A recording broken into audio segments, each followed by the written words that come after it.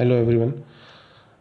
अभी तक हमने आपको economic planning commission, 5 year goals, short term goals and the features of economic planning till between the period of 1950 to 1991 तक हमने आपको बताया। ये सारे टॉपिक्स आपको अभी तक बताया हमने। Now the next topic is achievements of 5 year goal. This is the time to assess the success of planning in terms of achievement of 5 year goals.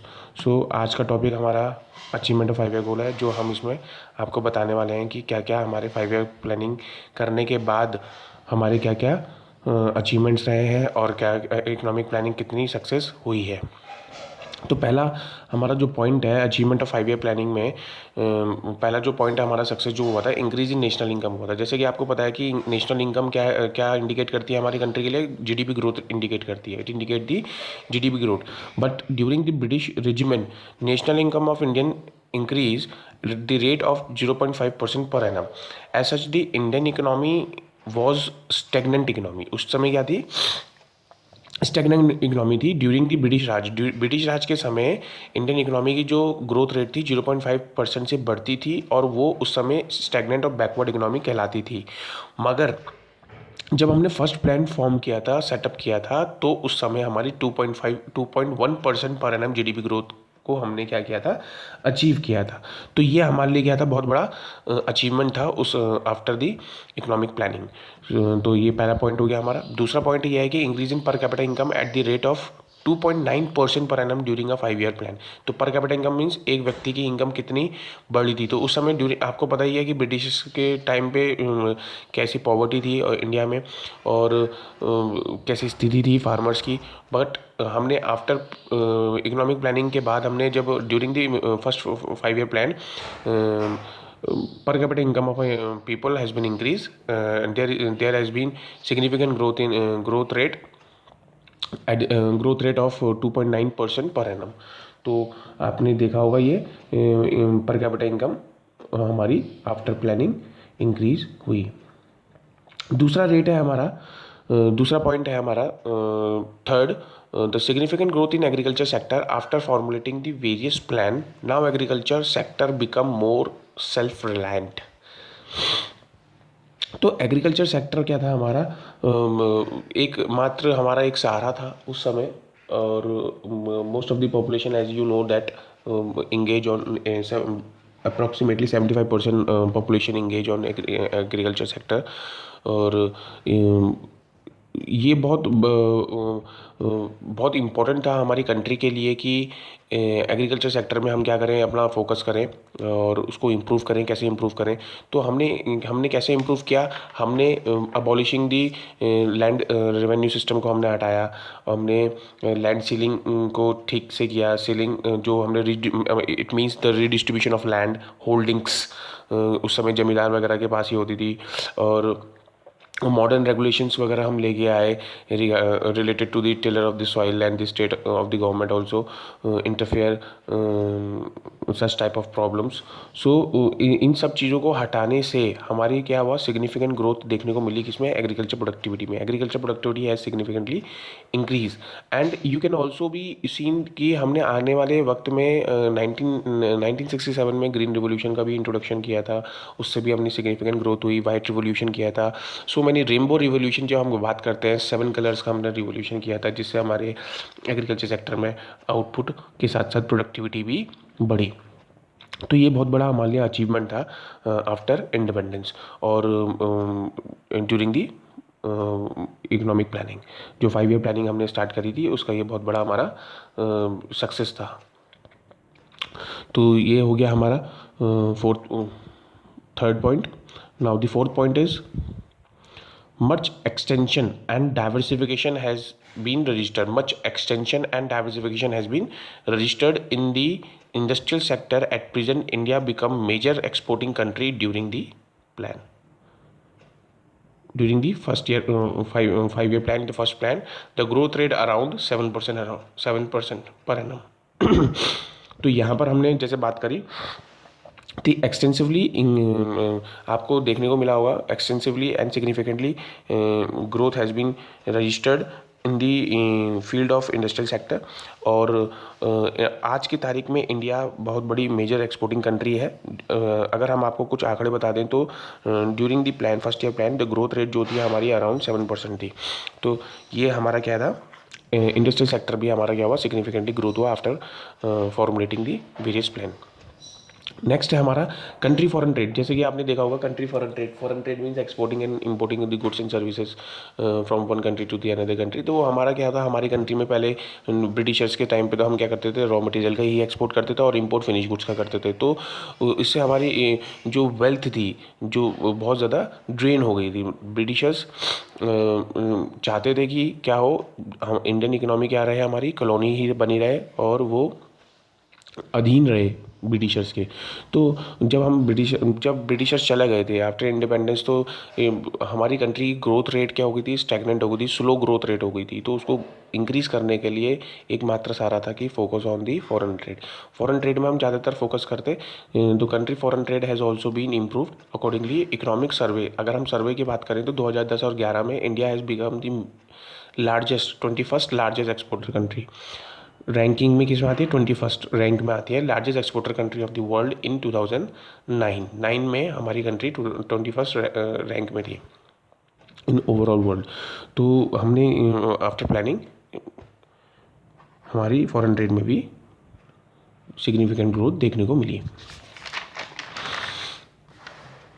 दूसरा पॉइंट है आपका, नेक्स्ट पॉइंट है 6 point, during the period of planning economic infrastructure has recorded significant growth.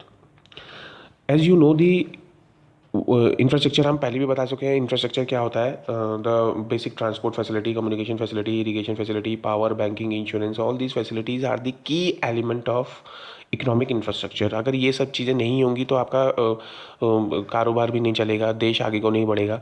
तो ये बहुत ज़्यादा important elements होते हैं किसी भी कंट्री के लिए, सोशल एंड इकोनॉमिक इंफ्रास्ट्रक्चर के लिए। ये इकोनॉमिक इंफ्रास्ट्रक्चर क्या आता है, सोशल इंफ्रास्ट्रक्चर हम बाद में पढ़ेंगे। तो during the first 5 year plan economic infrastructure has recorded a significant growth. Railway का बहुत ज़्यादा हुआ था हमारा, हमने रेलवे में फोकस किया था, हमने आईटी का रिवोल्यूशन किया था, जैसे हम आपको बता दें। तो ये इन सब चीज़ों से क्या हुआ, हमारी कंट्री में ग्रोथ देखने को मिली। तो ये सक्सेस थी।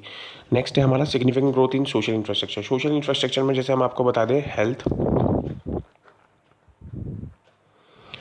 एजुकेशन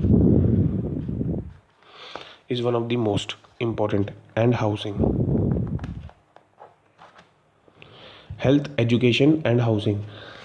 तो उस समय हम बात करें हेल्थ में बात करें, एजुकेशन फैसिलिटीज़ की अगर हम बात करें तो ब्रिटिशर्स के टाइम पे तो ये बहुत ख़राब थी, मगर after independence it is very important for the country growth and development, and to be focused on improve the average life of average life expectancy of the people.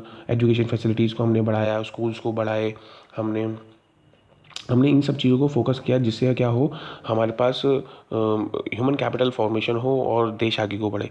तो ये बहुत ज़्यादा इंपॉर्टेंट है और ये हमने इसमें काफ़ी हद तक अपने इसमें अचीव भी किया। तो ये हमारे लिए सक्सेस रहा उस टाइम पे जब हमने प्लानिंग करी during the economic planning 5 year goals. And the last one is concentrated efforts has been made during the plan to increase employment. तो एम्प्लॉयमेंट में भी देखने को तेज़ी देखने को मिली। तो employment generation has been as an important objective of the government also. So during the first 5 year plan 1951 there was significant growth in terms of employment. Because of GDP growth has been increased, significant little bit GDP growth has been increased, so it helps to increase the employment opportunities. तो ये हमने क्या किया, आपको कुछ success बताए 5 year goals के जो आपके लिए बहुत इंपॉर्टेंट थे। अब हम आपको नेक्स्ट टॉपिक बताने वाले हैं फेलियर्स में क्या होता है आपके कि देखिए हर कॉइन का दो साइड होते हैं, आपके एस्पेक्ट्स होते हैं। एक हेड होता है, एक हेड होता है और एक क्या होता है, टेल साइड होती है। तो इसी तरह से हमारी जो प्लानिंग हमने करी थी, तो ये हम 100% गारंटी नहीं लेते हैं कि हमने हर चीज़ में क्या रहे, हमने सक्सेस अचीव करी। But some of the field where we are still fail. तो हमारी जो प्लानिंग हमने करी थी हम उसमें सक्सेस नहीं हो पाए थे। तो कुछ ऐसे रीजंस हैं, कुछ ऐसे पॉइंट्स हैं जो हम आपको आज डिस्कस करके बताएंगे कि प्लानिंग हम कहाँ कहाँ पे हमारी क्या हो गई थी, प्लानिंग फेल हो गई थी। तो ये पहला है आपका point, slow growth, slow progress in the per capita income. अभी भी हमारी क्या थी, income of a people, citizen of the people, Indian people limited. Per capita income क्या थी हमारी, फिर भी कम थी और स्लो ग्रोथ रेट से बढ़ रही थी। दूसरा पॉइंट है एब्जेक्ट पॉवर्टी। पॉवर्टी बहुत ज़्यादा थी, स्टिल 21.9% पॉवर्टी स्टिल अभी हमारी काउंट होती है हमारी कंट्री में, अभी भी है, एग्जिस्ट करती है, still existed in our country. And the country now focus to remove the poverty by various elevation, by developing various elevation programs. Through these elevation programs, country focus on to removing the poverty. तो elevation poverty was the central theme of the planning in India. 21.9%, approximately 22% of the population is still live below the still population still lives below the poverty line. तो अभी भी हमारी क्या है, below poverty line में 21.9%, 22% population जीती है। Next है हाई रेट ऑफ इन्फ्लेशन। उस समय क्या था हमारा, प्लानिंग के समय भी हमारी क्या थी, इन्फ्लेशन, हम लोग price of various goods and services के हम स्टेबल नहीं कर पाए थे। मगर हमने ग्रोथ रेट की स्टेबल पॉलिसीज़ को बनाई थी, मगर हमने प्राइस को क्या कर दिया था, हम उसको कंट्रोल नहीं कर पाए थे। तो हाई इन्फ्लेशन उस टाइम पे ज़्यादा हो गया था। और इन्फ्लेशन के कारण, as you know the inflation, what is the inflation? Inflation here it means general rise in price of the goods and services. अगर हम बात करें इन्फ्लेशन होता है क्या है, जो बेसिक गुड्स होती हैं उनके दाम बढ़ जाना। और उस समय पर कैपिटा इनकम क्या थी, लोगों की बहुत कम थी और गुड्स एंड सर्विसेज की प्राइसेस बहुत ज़्यादा थे। तो इससे बहुत it was severe condition for the Indian people to satisfy their needs. तो ये बहुत ज़्यादा बड़ी दिक्कत थी। तो still such problems need to be solved during 5 year plan goals. वो अभी भी हमारे क्या है, इंक्लूडेड है और इसको हम इसके ऊपर काम कर रहे हैं। Now next, unemployment crisis. अभी अनएम्प्लॉयमेंट क्राइसिस था during the first plan, 53 lakh person were unemployed. उस समय क्या था कि हम प्लानिंग तो कर रहे थे, मगर अनएम्प्लॉयमेंट क्राइसिस बहुत ज़्यादा हो रहे थे। एब्जेक्ट पॉवर्टी थी, most of the population engage in agriculture sector only. So तो अगर हम बात करें कि during the first 5 year plan, तो 53 लाख पर्सन वर अनएम्प्लॉयड। तो ये आपका बहुत बड़ा हमारा क्या था, फेलियर था। नेक्स्ट पॉइंट है हमारा डिफिशिएंट इंफ्रास्ट्रक्चर। डिफिशिएंट इंफ्रास्ट्रक्चर की अगर बात करें, वही same exactly, power, schools, roads, hospital अभी भी एडुकेट अमाउंट में नहीं थे।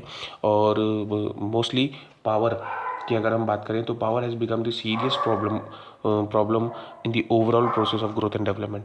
तो अगर पावर ही नहीं होगी तो इंडिया का कंट्री की ग्रोथ डेवलपमेंट कैसे होगा? तो ये हमारे क्या था, प्लानिंग में हम फेल हो गए थे, इस प्लानिंग में हम फेल हो गए थे। तो हम इसमें फिर से दोबारा से प्लान करेंगे, कंट्री प्लान करेगी और उसके ऊपर वर्क करेगी। तो ये हमारा कंटिन्यू चल रहा है। We are developing more and more plan and strategies for the improvement in this field kind of field. Now sixth जो पॉइंट है आपका, few problems in agriculture sector are yet to be solve.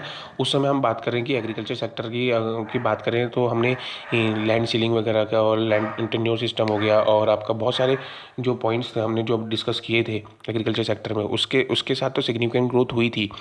मगर agriculture में अभी भी कुछ problems थी। जैसे कि हम बात करें तो lack of irrigation facility, disguise employment, insufficient available of technology. ये प्रॉब्लम से क्या होता है, एग्रीकल्चर सेक्टर अभी भी इतना ग्रो नहीं कर पाया था। तो प्लानिंग की बहुत ज़्यादा ज़रूरत थी इन सब चीज़ों में। नेक्स्ट है आपका लास्ट पॉइंट जो है आपका फेलियर्स में, इंक्रीज इन इकोनॉमिक डिस्पैरिटीज़। अगर हम बात करें तो इकोनॉमिक डिस्पैरिटीज़ बहुत ज़्यादा थी इसमें। तो इकोनॉमिक डिस्पैरिटीज़ की अगर हम बात करें, is the important goal of Indian planning as has been to reduce the economic disparities during the Indian planning, because the centralized economic power in a few hands and economic disparities has been widened. तो यहाँ पर हमने कहा कि poor क्या हो रहा था, पुअर होते जा रहा था, और रिच जो हो रहा था वो रिच होते जा रहा था। तो ये इकोनॉमिक डिस्पैरिटीज़ बहुत ज़्यादा हमारी कंट्री में स्प्रेड कर रही थी, और इसको मिनिमाइज़ करने के लिए इकोनॉमी में अभी भी क्या है, प्लानिंग की ज़रूरत है। तो यहाँ तक हमने आपको बता दिया कि हमारे अचीवमेंट्स एंड फेलियर्स ये रहे हैं।